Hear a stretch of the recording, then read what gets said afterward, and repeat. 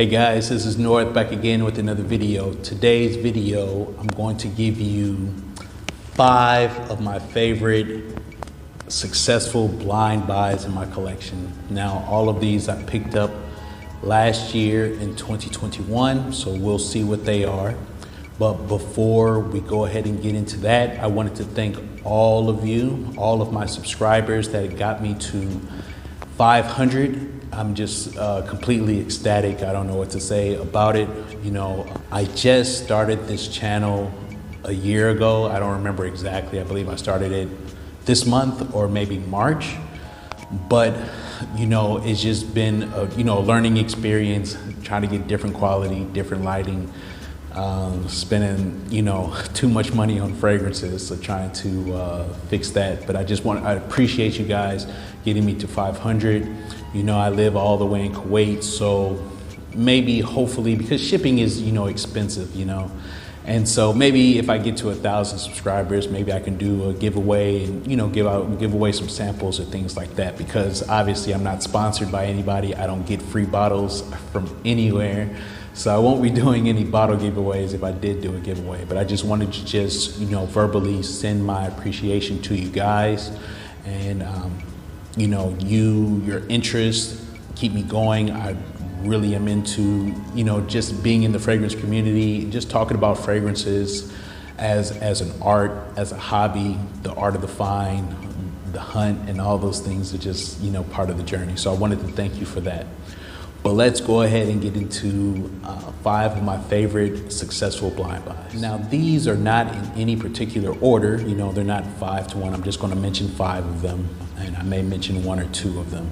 I just recorded my top 10 Jayne fragrances, and so all of them, except for one, Amber Calabria, I bought all of them blind, and I believe that all of them, for the most part, were successful. So any number of them could have been on this list, but since I did a whole list ranking them, I didn't mention any of the Jaynes in this video. So let's go ahead and get it going. First one I want to mention is from the house of Christian Dior, the Privé line, and this one is Leather Oud.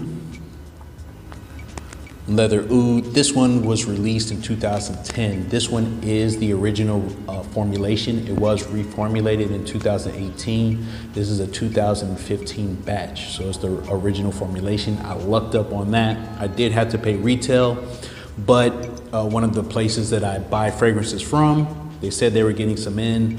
I almost didn't believe them. I put my name on the email list to be notified when it came in. A couple of days later, they emailed me. I went and I picked it up, and I couldn't be happier. I was put on to this from a Fragrance Journey.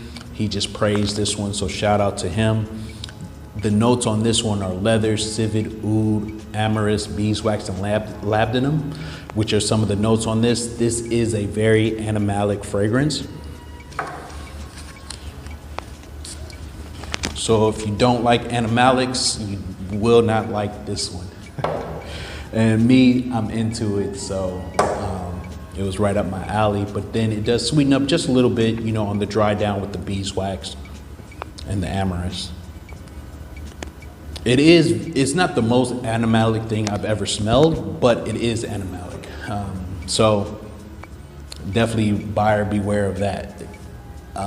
But this is definitely a successful blind buy, definitely. I'm glad I picked up on it. I did not check the batch code when I was buying it. I just completely blind bought it, just like all these other ones that I will mention. Next on the list is another animalic scent. This one is a powdery animalic scent, and this was my first introduction to this house, and this is from Francesca Bianchi. This is the Lover's Tale. I picked up the Lover's Tale and Angel Dust. Angel Dust was, was all right. It's very powdery scent, but I believe that's part of her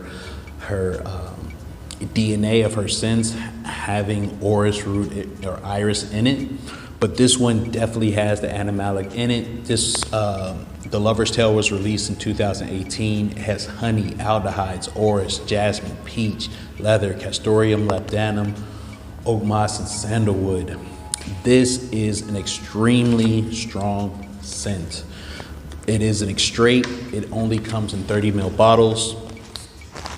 rightfully so, because you own a couple sprays goes a very long way. I am an over sprayer, but this one you don't need too much. This one was another love at first sniff. It's a very unique take on the animalic scent. You know, it's not just like straight up like masculine. It has a lot of feminine qualities to it, with, you know, with the jasmine and the orris and the aldehydes, but then, and the rose, but then it's balanced out with the castoreum, you know, the labdanum, which adds a little bit of smokiness to it, and the oakmoss. And you know, I just love this one. And you know, if you love animalics, this is one to definitely check out. So this one was another successful blind buy. It definitely put Francesca Bianchi on my radar to try and, you know, many more of her fragrances out. The next fragrance I want to mention is the only one I own from this house, and this is from the house of Ormond Jane. This is Tolu. Tolu I mentioned in my top 10 resinous and balsamic list. It was released in 2002. The notes in it are orange blossom, clary sage, rose, lily of the valley, Tolu balsam, tonka bean, and frankincense. Now, when I first smelled it, when I first opened it up and put my nose on it, I didn't know if it was going to be a love at first sniff, because it opens up with citruses. So it opens up with the citruses, and then it just dries down to the sort of like sweet, but not overly sweet, resinous scent. It definitely is one that I love and I enjoy. It was on my top 10 of my list.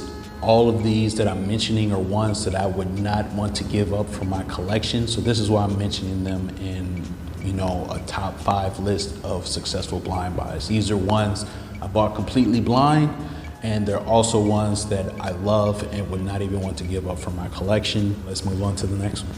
Next up, I wanted to mention one from the house of Montale. Now, there's a place here in Kuwait where I live called Aldehydes. They carry a number of Montale fragrances. They are the main retailer of Montale fragrances. You can't get them anywhere else, basically. So this one I wanted because, you know, if you watched almost any of my videos, you know that I'm into incense, and I'm also into resins and balsams. I'm into those type of notes. So full incense was one that I had on my list, since it was supposed to be similar to Comme des Garçons Avignon. So full incense is on my list. Out of all the ones I'm mentioning today, this is the only one that I had to purchase online. And this was a very successful blind buy. It does remind you of Avignon. It's very, very close, but I'd have to try them side by side. But you know, it just has that signature churchy incense vibe with the cedar and the frankincense. The notes in this are cedar, labdanum, patchouli, elemi, and frankincense. Full incense was released in 2010, and to me, this was a successful blind buy. What I'll say about the house of Montale, you know, with many other people, I don't know too many people, but I can only gather that, you know, a lot of people, their first introduction to niche is through Montale and Mancera. And for me, Montale, a lot of them have like this similar DNA of oud, rose, patchouli. And not that they necessarily smell all the same, but it's sort of like beating a dead horse. And then for me, it was hard for me to find ones that I felt like were kind of unique. And even though full incense does smell like Avignon, it's completely different from any other Montale. And so that's why I like it, and for me, that's why this is a successful blind buy for me. The fifth and last one that I want to mention is from the house of Atelier Désert, and this one is Larmes du Désert. This one I bought simply just based on the notes. Another guy that carries niche here, he got a number of them in, and anything du Désert, I feel like I have to at least check it out or try to pick it up. And you know, it was at a good price relative to the retail. This one was released in 2015. Larmes du Désert has Cypress, Incense, Gaiac Wood, Cedar, Benzoin, Patchouli, and citruses. This to me is another great incense fragrance. It does remind me of Sahara Noir, which was a blind buy because this one is notoriously discontinued. It is like a holy grail of discontinued fragrances and also incense fragrances. So this one reminds me, Larmes du Désert reminds me a lot of Sahara Noir. They aren't 100% the same. Sahara Noir has beeswax, so it's a little bit heavier, it's a little bit denser, and it has a little bit more sweetness in it than Larmes du Désert does, but it's very, very close. If you don't have the opportunity to buy Sahara Noir, this would be a good replacement for it. I haven't smelled another fragrance, another incense-based fragrance that smells similar to Sahara Noir than this one does. This is a great scent as well. This is one that I have to keep in my collection. Let me just smell the opening just to remind me of it. I sprayed it on my hand. I tried them side by side the other day. I just want to smell it again. Yeah, it's nice. It's not the churchy incense of Avignon and full incense. It doesn't have that. It has its own different type of incense DNA. Not every incense fragrance has to be like churchy incense. But I love this one. I love it. So those are 5 of my most successful blind buys. One that I forgot to bring with me, which is actually on my list, is Zing from L'Artisan Parfumeur. That was one I really wanted to feature. That is a very unique fragrance. It's supposed to conjure up memories of being at the circus. That's one that I really wanted to mention, but I forgot it. So nonetheless, I still brought you 5 that were successful. I have more than that. I do not promote blind buying, but in FragCom, if you're into fragrances, sometimes you don't have access to every house to be able to try them out. And the only choice that you have, besides not buying it, that's always a choice, is to just blind buy it, bite the bullet, and hope that it works out.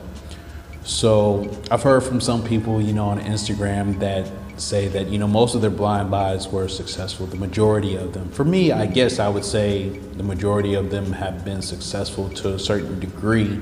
I'd probably say 70-30, 70 being successful, 30% are not.